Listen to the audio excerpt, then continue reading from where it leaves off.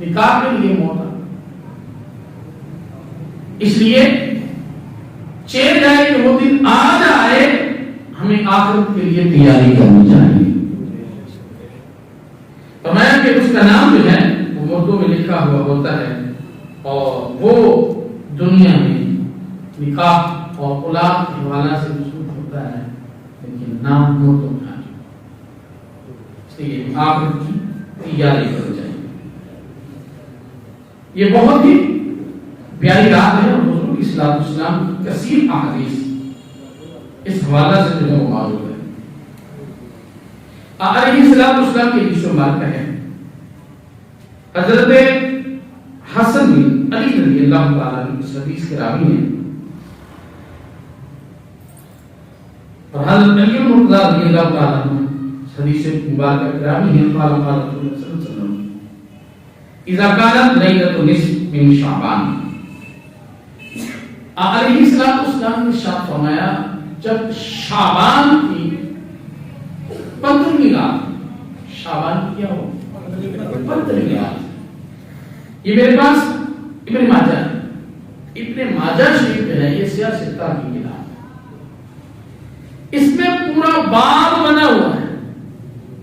ایک تو یہ نا کوئی حدیث آ گئی نہیں، ایسی بات نہیں ہے، بلکہ حدیث سے اوپر میں باب جو ہے وہ باندھا جاتا ہے، اور باب باندھ کر پھر آگے اس حوالہ سے حدیثیں رہ جاتی ہیں.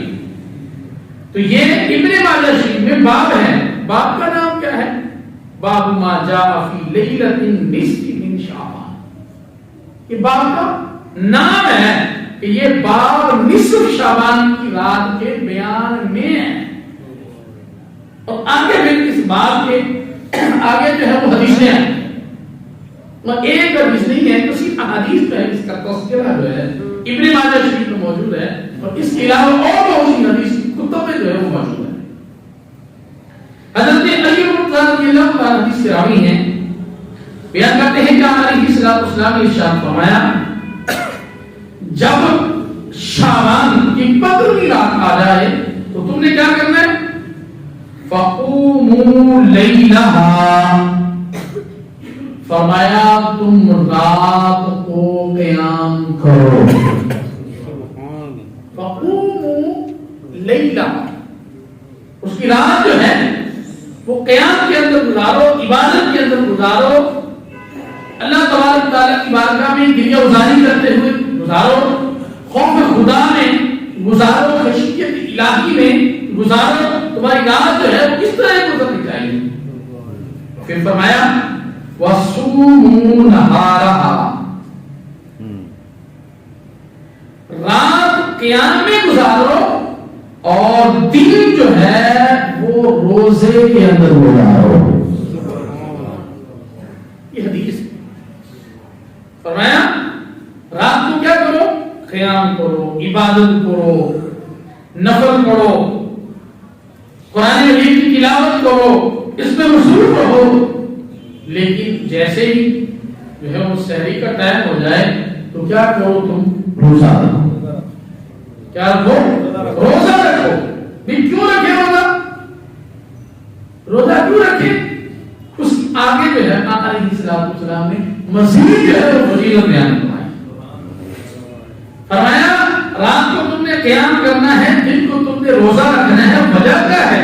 فرمایا فَإِنَّ اللَّهَ يَنزِلُ فِيهَا، فرمایا بے شک اس رات میں بغروب الشمس الى سماء الدنیا، اللہ تبارک و تعالی جیسے ہی سورج غروب ہوتا ہے اللہ تعالی اپنی شان کے لائق آسمان دنیا میں تشریف فرما ہو جاتا ہے.